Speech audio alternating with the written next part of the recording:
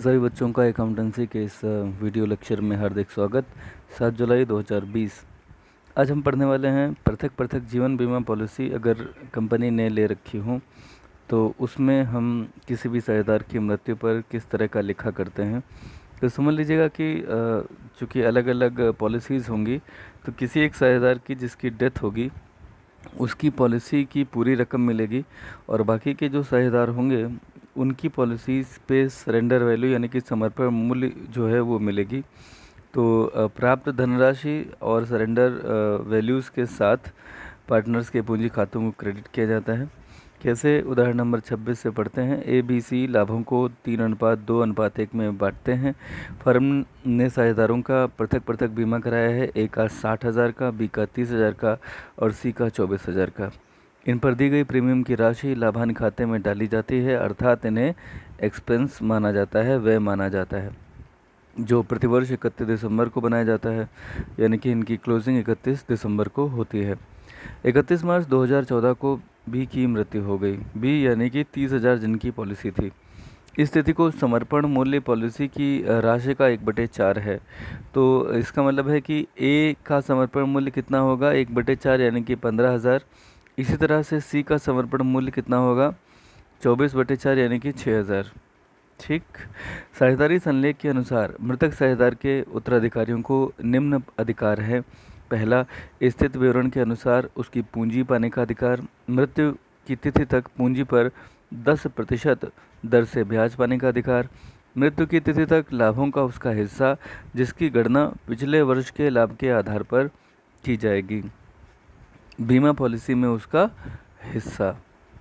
तो 31 दिसंबर 2013 को बी की पूंजी जो थी वो 40,000 थी तथा 2014 में उसने प्रत्येक माह के आरंभ में 1,200 रुपये आहरण किए थे, जिन पर 10% वार्षिक ब्याज भी लगाना है, और पिछले वर्ष का लाभ जो है वो 24,000 का था। तो ये जो सूचना दी गई है पिछले वर्ष का लाभ, ये जो आपकी एडजस्टमेंट नंबर 3 है उससे संबंधित है। देखिए, मृत्यु की तिथि तक लाभों का उसका हिस्सा, जिसकी गणना पिछले वर्ष के लाभ के आधार पर की जाएगी। तो पिछले वर्ष का लाभ था 24,000।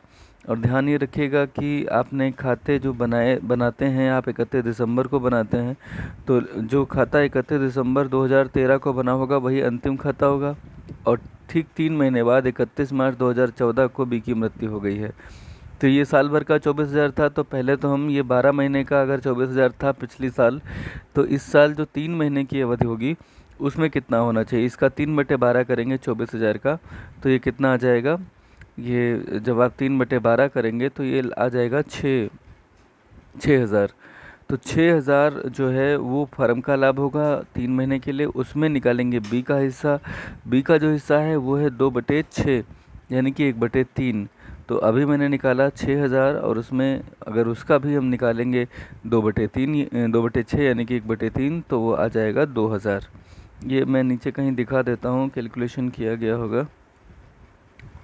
देखिए ये यहाँ पे है, ये जो आपकी एडजस्टमेंट नंबर 2 है, आप इसी से देख सकते हैं कि ये कैलकुलेशन बहुत सिंपल तरीके से की गई है और समझने योग्य है। ओके, तो चलिए और कुछ जो एडजस्टमेंट हैं उनकी बात कर लेते हैं। एक एडजस्टमेंट बड़ी अच्छी है, ये आहरण वाली, ये आपका पुराना रिवीजन करा देगी। इसमें उन्होंने कहा है कि प्रत्येक माह के आरंभ में वह 1,200 रुपये का आहरण करते हैं और 10% ब्याज लगाते हैं उस पर। देखिए, प्रत्येक माह के आरंभ में किया जाता है, तो पहले तो 12 महीने का होगा आहरण, तो 12 × 12 कितना होगा, टोटल ड्राइंग्स निकालते हैं ना। अच्छा, इन्होंने दूसरे तरीके से किया है, कोई बात नहीं। इन्होंने ये कहा कि 3 महीने ही हैं तो क्यों हम उसमें कोई ऐसा मेथड लगाएं, तो इन्होंने सामान्य रूप से कर लिया है। देखिए मैं बता देता हूँ, 1,200 रुपये पे 3 महीने का ब्याज लगा दिया, 1 जनवरी को निकाला गया होगा, 31 मार्च तक का खेल है, तो 1,200 पर 3 महीने का ब्याज निकाल दिया, 10% की दर से कितना आएगा, 3 महीने का 30 रुपये निकाल लेंगे, मेरे ख्याल से इतना तो आता है आप सभी को। कैसे निकालेंगे चलिए बता देता हूँ, 1,200 गुणे 10% 120 हो गया, और गुणे 3 महीने यानी कि 3/12, तो ये कितना हो गया, 10 गुणे 3 यानी कि 30। चलिए 1 फरवरी 2014 को जो किया, तो फरवरी और मार्च 2 महीने रहा ये 20 रुपया, और ऐसे ही 1 मार्च को किया गया। 1 माह का ब्याज 10 रुपये, यानी कि कुल जो ब्याज हुआ है आहरण पर वो है 60 रुपये। तो ये 2 एडजस्टमेंट आपने जान ली हैं। अब जो बचा है करने के लिए वो ये है कि जो आपने देखिए एडजस्टमेंट नंबर 3 अभी देख ली कि उसके लाभ का हिस्सा कितना होगा। आपने ये भी जान लिया कि आप आहरण की रकम पे कैसे करेंगे। आहरण कुल मिला के कितना हुआ है 1200 1200 1200 यानी कि 3600, और उस पर ब्याज कितना लगा 60 रुपये, है ना। और पिछले वर्ष का लाभ था, उसके आधार पे आपने इनका लाभ भी निकाल लिया। अब बात आती है कि जो साझेदार है उसकी पूंजी पर ब्याज। तो पूंजी पर ब्याज आप आसानी से निकाल सकते हैं। बी की पूंजी थी कितनी, बी की पूंजी थी इन्होंने दे रखी है 40,000। उस पर अगर हम ब्याज लगाएं 3 महीने का कितना होगा बताइए। जाहिर सी बात है 40,000 का 10% ब्याज अगर लगाएंगे तो कितना आएगा 4,000, है ना। मगर ये होगा साल भर का, हमें 3 महीने का निकालना है तो 3/12 यानी कि ये 1,000 आ जाएगा। ये भी कहीं इसमें कैलकुलेशन में होगा, नहीं कैलकुलेशन में करने की ज़रूरत नहीं लगी, इसीलिए इन्होंने खाली डायरेक्टली यहाँ कर दिया है। देखिए ये 1,000 लिखा हुआ है, मैंने बताया था कैसे आएगा। 40,000 का 10% 3/12, ठीक है। बात समझ में शायद आई होगी। तो कुल मिलाकर के बात हो गई। अब हम बढ़ते हैं सरेंडर वैल्यू की तरफ और जो धनराशि मिली है उसकी तरफ। तो ये यहाँ से ज़रा सा देख लीजिए, इन्होंने दिखाया है कैलकुलेशन 1 में ही। देखिए बीमा पॉलिसी में बी का हिस्सा अगर हम देखें तो अपनी स्वयं की पॉलिसी में उसे कितना मिलेगा, वो तो पूरे के पूरे 30,000 मिल जाएंगे, उसमें उसे 2/6 मिलेगा। लेकिन जो ए की पॉलिसी है उसमें पूरे 60,000 नहीं मिलने वाले, उसका 1/4 मिलेगा और उसमें उसको 2/6 मिलेगा। इसी तरह से 24,000 का 1/4 ही सरेंडर वैल्यू है, उसमें उसको 2/6 मिलेगा। तो कुल मिलाकर के बीमा पॉलिसी से उसे मिलेंगे 7,000। इसके लिए आप जो एंट्री करते हैं वो ये करते हैं जो यहाँ पर की गई है। A's capital account debit, C's capital account debit in the gaining ratio of ANC to B's capital account 7,000। ये एक तरीका है करने का। For B's share in surrender value of ANC policies debited to ANC in their gaining ratio. मुझे नहीं लगता कि ये कोई बहुत कठिन बात है। अब आप सीधे सीधे बी का खाता बना दीजिए।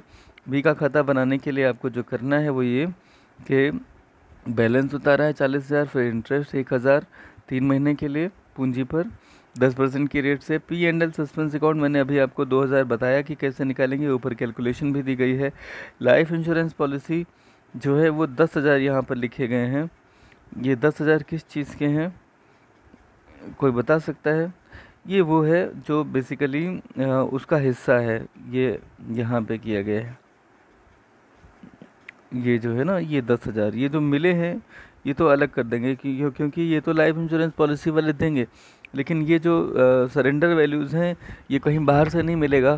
तो इसको जो है जब ये पार्टनर रिटायर हो जाता है, आई मीन जो जिसकी डेथ हो जाती है वो चला जाता है, तो इन दोनों पॉलिसीज़ पे अधिकार केवल ए और सी का रह जाएगा। गुडविल की तरह ही इसका ट्रीटमेंट होता है जो जिनकी सरेंडर वैल्यूज़ होती है उन पॉलिसीज़ का। तो इनकी दोनों की ए और सी की पॉलिसीज़ 5 और 2,000 मिला के 7,000 है, जिसका लेखा वैसे ही करेंगे जैसे कि गुडविल का लेखा करते हैं कि जैसे पार्टनर्स गुडविल किसी भी साझेदार के रिटायरमेंट या डेथ पर उसे गुडविल के बदले में पे करते हैं, वैसे ही यहाँ पे पे करने का मतलब है उनके कैपिटल अकाउंट को एडजस्ट किया गया है, ठीक है।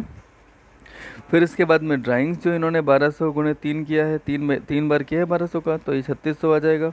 इंटरेस्ट उस पर 60 रुपये आप निकाल ही चुके हैं, इसका मतलब है 56,340 ये बी के एग्जीक्यूटर्स को मिलेगा, ठीक है।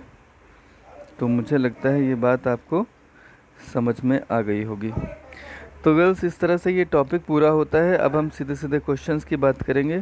क्वेश्चंस मैं आपको अभी बताता हूँ। इस वीडियो को देखने के लिए बहुत बहुत धन्यवाद।